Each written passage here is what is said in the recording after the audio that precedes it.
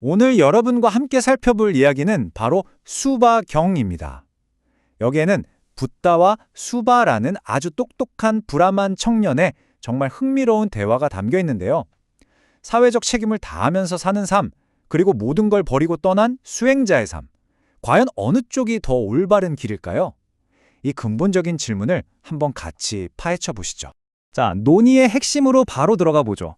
젊은 청년 수바가 붓다에게 던진 질문은 바로 이거였습니다. 공덕을 쌓는 올바른 삶의 방식이라는 게 딱 정해져 있는 겁니까? 하는 거죠. 사실 이건 성공하는 삶의 공식이 따로 있을까? 하고 묻는 오늘날 우리들의 고민과도 아주 비슷합니다. 먼저 수바가 당시 불안한 사회의 생각을 대표해서 관점을 제시하면서 이 대화의 포문을 엽니다. 그의 주장은 사실상 붓다의 삶 자체에 대한 정면 도전이었는데요. 이게 아주 흥미로운 논쟁의 시작을 알리게 되죠. 그의 주장은 아주 명확합니다. 가정을 꾸리고 사회적인 책임을 다하는 제가자의 삶, 이게 바로 올바른 길이고요. 붓다처럼 모든 것을 버리고 떠난 수행자의 길은 그렇지 않다는 거죠. 한마디로 당신의 방식은 틀렸습니다 라고 선언하는 굉장히 도발적인 문제제기였어요. 하지만 붓다는 이런 흑백 논리를 단호하게 거부합니다. 화면에 보이는 이 말이 핵심이에요. 붓다는 자신을 분석가라고 표현하면서 어느 한쪽 편을 들지 않겠다고 말하죠. 중요한 건 제가자냐 수행자냐가 아니라 그 삶을 어떻게 사느냐, 바로 그 실천의 내용이라는 겁니다.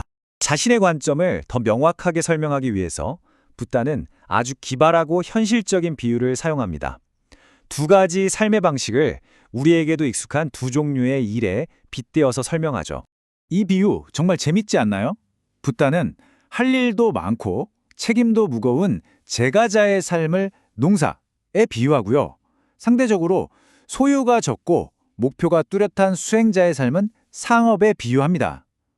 농사는 큰 사업, 상업은 작은 사업이라는 거죠. 하지만 진짜 결정적인 포인트는 바로 이겁니다.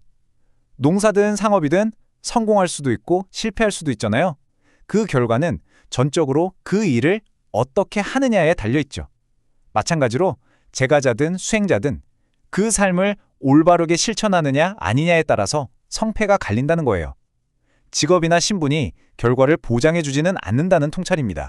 자, 첫 번째 논점에서 밀린 수바가 여기서 물러서지 않습니다. 그는 화제를 바꿔서 브라만들이 공덕을 쌓는 길이라고 철석같이 믿고 있던 5가지 절대적인 덕목을 제시합니다. 그가 제시한 5가지 덕목은 진실, 고행, 순결한 삶, 학습, 그리고 배품입니다. 당시 브라만 사회에서는 거의 절대적인 진리처럼 여겨지던 핵심 가치들이었죠. 수바는 바로 이것이야말로 공덕으로 가는 검증된 길이라고 주장하는 겁니다. 바로 이때 붓다가 정말 예리한 질문으로 핵심을 찌릅니다. 좋습니다. 그런데 과거부터 지금까지 이 덕목들의 결과를 직접 체험해서 내가 보증한다고 말한 브라흐만이 단 한 명이라도 있습니까? 이 질문에 수바는 결국 없습니다 라고 인정할 수밖에 없었어요.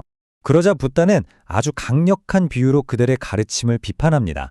바로 맹인들의 행렬과 같다는 거죠. 맨 앞 사람도 중간 사람도 맨 뒷 사람도 아무도 길을 보지 못하면서 그저 앞 사람을 따라서 줄줄이 가고 있을 뿐이라는 겁니다. 직접적인 경험과 증명이 없는 믿음이 얼마나 허술한지를 꿰뚫는 정말 통렬한 지적이죠. 이 맹인이라는 비율에 자존심이 상했을까요? 수바는 최후의 방어 논리를 펼칩니다. 그는 인간은 애초에 더 높은 경지의 삶을 성취할 수 없다고 주장한 다른 유명 브라흐만 스승의 말을 인용하면서 반박에 나서죠. 이건 궁극의 회의론, 체념에 가까운 주장이에요. 우리가 못 봤다면 그건 그냥 존재하지 않는 거다. 즉, 인간에게는 애초에 그런 초월적인 잠재력이 없다는 가능성 자체를 부정해버리는 말입니다. 붓다는 이 주장마저 또 다른 멋진 비유로 반박합니다. 이건 마치 태어날 때부터 눈이 먼 사람이 자기가 본 적이 없다는 이유만으로 색깔이라는 것 자체가 세상에 없다고 부정하는 것과 같다는 거죠. 자신의 경험적 한계를 세상의 한계라고 착각하는 오류를 정확하게 짚어낸 겁니다. 그리고 붓다는 한 걸음 더 나아가서 그 브라흐만 스승이 왜 그렇게 주장하는지 그 원인을 진단합니다. 그의 마음이 5가지 장애, 즉 감각적 욕망, 악의, 무기력함, 불안, 그리고 의심으로 두껍게 덮여있기 때문이라는 거예요. 바로 이 장애물들이 눈가리개가 되어서 더 위대한 진실을 보지 못하도록 막고 있다는 분석이죠. 자, 이렇게 기존의 주장들을 전부 논리적으로 깨부순 붓다는 이제 그렇다면 진정으로 신과 함께하는 길은 무엇입니까? 라고 묻는 수바에게 마침내 진짜 대안을 제시합니다. 그 첫 번째 길은 바로 자애, 즉 메타를 개발하는 겁니다. 이건 그냥 막연히 착하게 지내자는 게 아니에요. 모든 존재를 향해서 어떤 제한이나 경계도 없이 사랑과 친절의 마음을 끝없이 펼쳐나가는 구체적인 마음 훈련입니다. 두 번째는 연민, 카루나입니다. 다른 존재들의 고통을 봤을 때 그냥 아이고 안 됐다 하고 외면하는 게 아니라 그 고통이 반드시 사라지기를 바라는 아주 적극적이고 깊은 마음이죠. 세 번째는 함께 기뻐함, 무디따예요. 사실 이게 참 어려우면서도 중요하죠.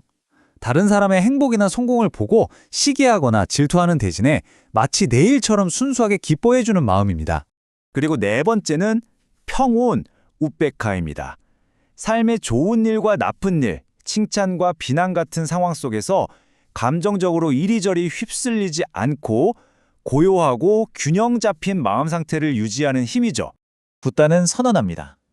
이 네 가지 무한한 마음이야말로 누가 그렇다고 해서 믿는 게 아니라 누구나 직접 훈련하고 체험해서 실현할 수 있는 검증 가능한 진짜 길이라고 말입니다. 붓다의 논리적이면서도 자비로운 설명에 완전히 설득된 수바는 깊은 감사를 표합니다. 넘어진 것을 바로 세우고 숨겨진 것을 드러내며 어둠 속에 등불을 비춰주셨습니다. 이 찬사는 이 대화가 그의 세계관을 얼마나 완전히 바꾸어 놓았는지 생생하게 보여주죠. 결국 이 고대의 대화가 우리에게 주는 교훈은 삶의 외적인 형태가 아니라 내면의 상태가 중요하다는 겁니다.